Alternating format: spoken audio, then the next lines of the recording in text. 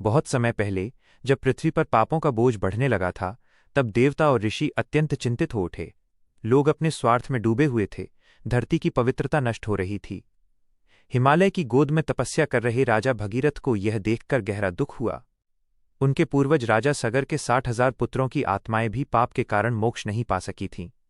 भगीरथ ने संकल्प लिया कि वे स्वर्ग से माँ गंगा को पृथ्वी पर लाकर अपने पूर्वजों का उद्धार करेंगे। भगीरथ ने कठोर तपस्या आरंभ की।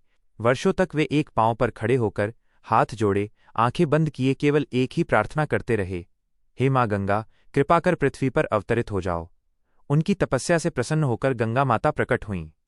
उन्होंने कहा, भगीरथ, तुम्हारी भक्ति से मैं प्रसन्न हूं, परंतु यदि मैं पृथ्वी पर उतरूंगी तो मेरे जल का प्रचंड वेग धरती को भेद देगा। कौन है जो मुझे संभालेगा? भगीरथ ने उत्तर दिया, माँ, कृपया बताइए, मैं क्या करूं? गंगा बोली, यदि भगवान शिव मुझे अपनी जटाओं में समा लें, तभी मैं सुरक्षित रूप से पृथ्वी पर उतर सकती हूं।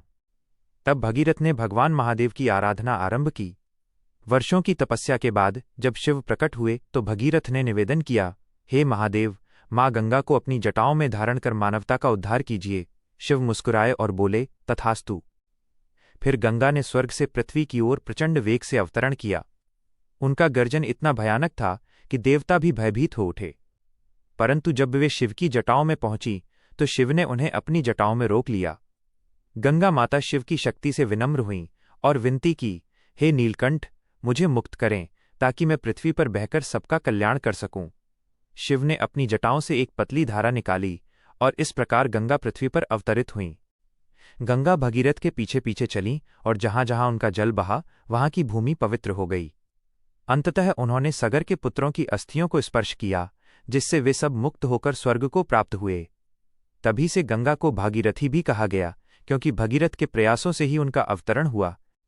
माँ गंगा ने मानवता को ये वरदान दिया, जो भी मेरे जल में स्नान करेगा, मेरे तट पर ध्यान करेगा या श्रद्धा से मेरा नाम लेगा, उसके पाप नष्ट हो जाएंगे और उसे मोक्ष की प्राप्ति होगी। तभी से गंगा न केवल एक नदी बल्कि मोक्षदायिनी देवी बन गईं जो सबका उद्धार करती हैं। उनके जल में आज भी वही दिव्यता बहती है जो भगीरथ की भक्ति और शिव की कृपा से धरती पर आई थी। क्या आप इस कहानी